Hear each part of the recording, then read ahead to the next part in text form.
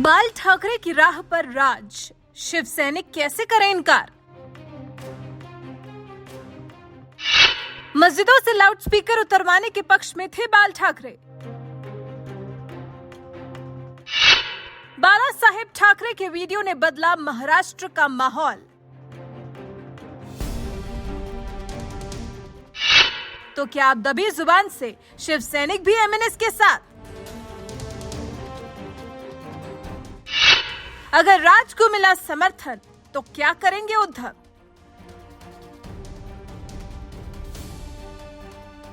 महाराष्ट्र नवनिर्माण सेना के अध्यक्ष राज ठाकरे ने मस्जिदों पर लगे लाउडस्पीकरों को हटाने के लिए या फिर लाउडस्पीकर की आवाज को कम करने के लिए 3 मई तक का अल्टीमेटम दिया था।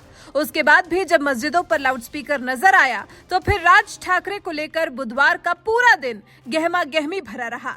राज ठाकरे ने एक दिन पहले ही ऐलान कर दिया था कि अब हर मस्जिद के सामने उससे दोगुनी जोर से हनुमान चालीसा का पाठ किया जाएगा।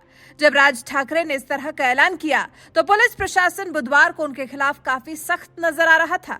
हर जगह पुलिस का कड़ा पहरा था ताकि सुरक्षा व्यवस्था खराब होने पर तुरंत बिगड़ते हालात पर काबू पाया जा सके। ऐसे में राज ठाकरे के समर्थक जब बुधवार को अपने काम में जुटे दिखे तो फिर प्रदेश भर में सैकड़ों महाराष्ट्र नवनिर्माण सेना के कार्यकर्ताओं को हिरासत में भी लिया गया।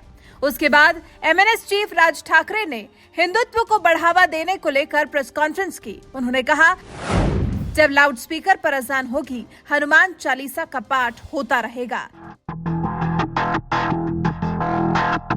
महाराष्ट्र में बुधवार को ये सब होगा, ये तो सब जानते ही थे, लेकिन क्या आप जानते हैं कि राज ठाकरे ने पिछले दिनों से महाराष्ट्र में जो मुहिम छेड़ी हुई है उस पर अब उन्हें दबी जुबान से ही सही लेकिन शिव सैनिकों का भी साथ मिलता दिखाई दे रहा है। यकीन कर पाने के लिए सबूत चाहिए, तो चलिए आपको ये बात सबूत के साथ बताते हैं। कैसे राज ठाकरे को मिल रहा है शिव सैनिकों का साथ।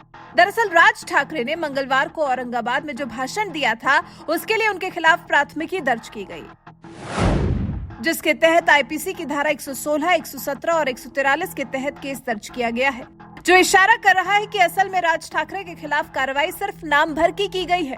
राज ठाकरे के खिलाफ लगाई गई धाराओं को काफी हल्का बताया जा रहा है।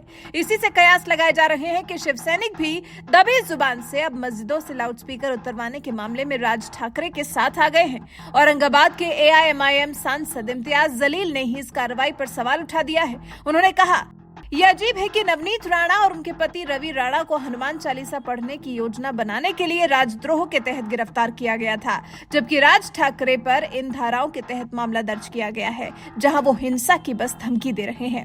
मुंबई में एक पूर्व शाखा प्रमुख ने कहा, हम असहमत कैसे हो सकते हैं, बाला साहेब की यही स्थिति रही है, राज के बजाय हमें इस मुद्दे को उठाना चाहिए था।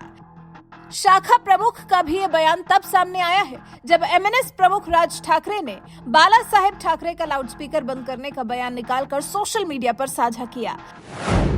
बाला साहेब ठाकरे भी मस्जिदों पर लगे लाउडस्पीकरों का विरोध करते थे और वही मुद्दा राज ठाकरे ने उठाया है, तो महाराष्ट्र की फिजा बदली हुई नजर आ रही है।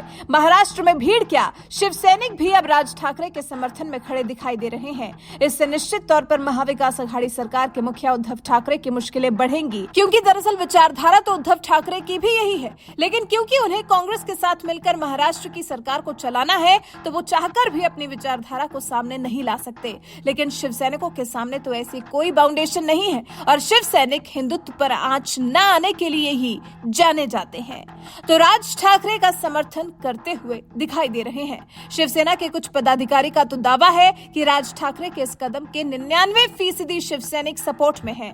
सोचिए 99%, यानी कि सिर्फ 1% शिव सैनिक ऐसे हैं जो राज ठाकरे की बात का समर्थन ना कर रहे हो। अब अंदाजा लगाइए, बाला साहेब ठाकरे के एक वीडियो ने कुछ इस कदर बदल दिया है हवा का रुख।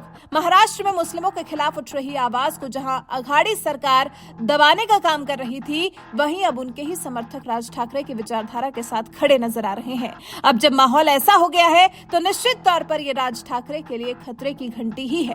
वैसे आप इस पर क्या कहना चाहते हैं? मस्जिदों से लाउडस्पीकर उतरवाने के मुद्दे पर आपके क्या विचार हैं? कमेंट कर हमें अपनी राय जरूर बताएं।